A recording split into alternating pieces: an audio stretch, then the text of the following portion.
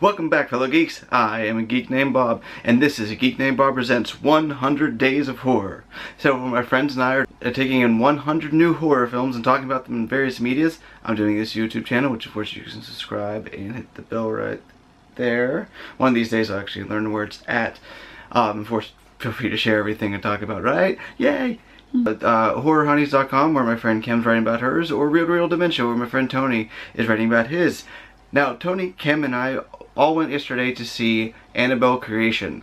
Before I get talking about this, I do what plug Spooked in Seattle, where Kim herself works for, where they have all sorts of creepy dolls, real dolls from various hauntings that they've collected over the years, and they have in display case. If you're in Seattle, stop by 102 Cherry Street, check out the dolls they have down there, and she might even be talking about a doll at her aunt sent her that she had some weird feelings on. So we'll follow up on that on a later time, over where she talks about stuff at Seattle Screams on Twitter.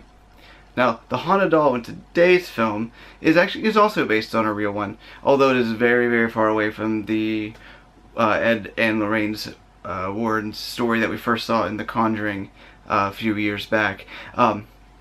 2017's Annabelle Creation is a prequel to Annabelle, itself a prequel to The Conjuring, and itself coming before Conjuring 2, of course. With The Conjuring 2 and the upcoming Nun, which gets a real grown-over reference later in this movie, they make up what is yet another cinematic universe.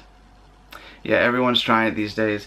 At least the two Conjuring movies these going off of are really solid horror films. James Wan's Conjuring movies are two of the best and straight up scariest haunted house films to come out in years, and haunted house movies are my personal favorite. They really get into the skin. They honestly make me scared because hauntings are a real thing. We don't normally have everything else that we get in the horror genre, and a really well designed haunted house film really helps because there's so much of atmosphere instead of scares when they're done right, which is one of the problems with the other Annabelle movie. It's all set up with no real payoff, no real tension. All it is a Rosemary's Baby wannabe. It's wanting to tie into The Conjuring, and it's awful. The less said about it, the better. But however, let's get on to this film from today. Annabelle Creation is a 2017 film written by Gary Dauberman, who's writing the upcoming It movie, which comes out next month, and directed by David Sandberg, who last year made a little bit of a splash, or get the lights turned on to him, right, for Lights Out, which is, I think, an above average horror film that came out after a C mediocrity, so it was a little bit above. I don't think it was as great as everyone else said. I think I ended up giving a B review on my website, www.geeknamedbob.com. Last year, so go ahead and check out that review. I'll probably link it to the bottom if you want to go check that out. Anyway, it stars the new Ouija films, Lulu Wilson, featuring the third of her great horror performances for such a young girl. Between that and an awful movie, but she was great in it, Deliver Us from Evil. So she has yet another solid horror performance, and there's also 5 other girls. Each of them are fine. They're well written enough that they're separate, and you can understand where each character is without thinking they're all just fodder or filler for the other characters. The couple that lives in the house right now lost their daughter, Annabelle, or they call B, about 12 years before in a tragic accident. So they haven't had girls in the house for a while, and it's for good reason, as we find out their backstory.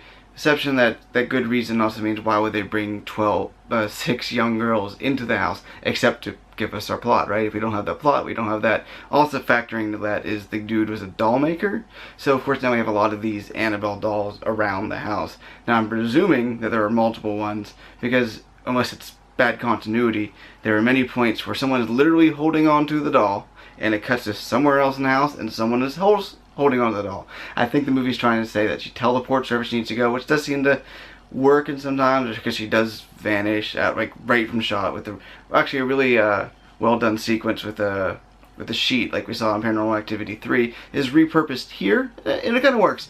The problem with repurposing is that so many of these this is every scene we've seen in this we have seen in other movies, usually done a little bit better. It's still done well enough, but I got off track with what I was trying to say, right? So as they open up with their backstory, and they seem to be inviting this trouble, but hey, otherwise we don't have a movie, right? With this doll moving from location to location when someone is physically holding her, that does seem a little bit messy, and the filming on the whole, isn't all that messy outside of that, but it's very competently made. As I noted in the Lights Out review, Sandberg knows how to mine the darkness and the light to set up a scare very well with enough tension, but it's trite. Every setup is obviously just that, and it's going to lead to some jump scare with Annabelle moving or disappearing, or more often than not, just a different character doing the, oh, it's just the cat type scare, like, oh, I didn't see you there. Because, like, first, that's a small house with wood floors. People are very, very sneaky. And these guys, you think someone's right there. As if I turn this way and the Scarlet Witch appears behind me. Nope. Oh, hi.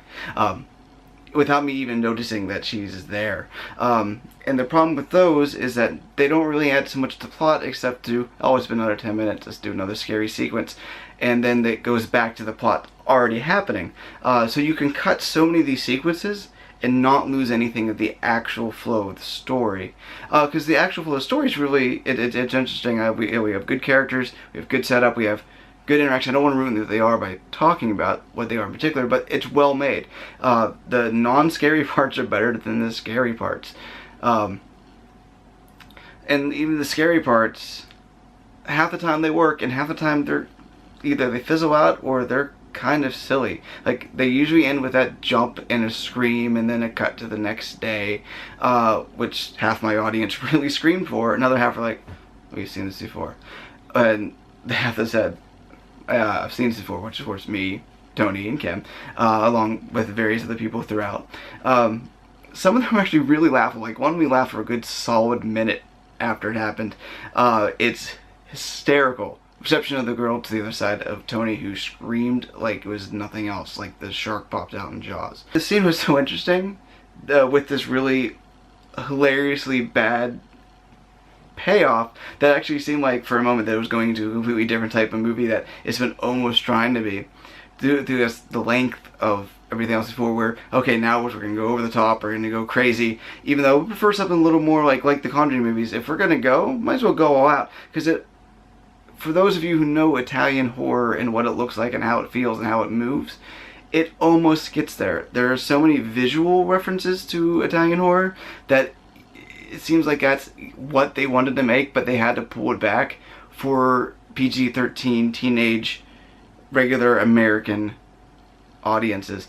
There's stained glass all through the house. There's a landing where there's crosses with backlit and red.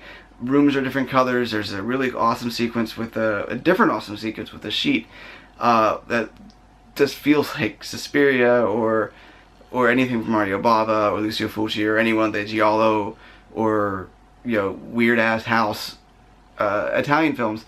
I thought the priest must have been taken directly from that. I need to look him up. But it always pulls back from these, and I'm pretty sure that I saw the doll's head from Deep Red, the Hatchet Murders, on the doll maker's bench early in the movie. It never cut back to it. It's never got to see if it's there. I don't really feel like watching it again just to see if it's there. But as a completist, since I have the other ones here, Conjuring 2 is in the other room, I will eventually pick it up and watch it again. This time I'll make sure to take a look. But ultimately, this restraint holds the film back.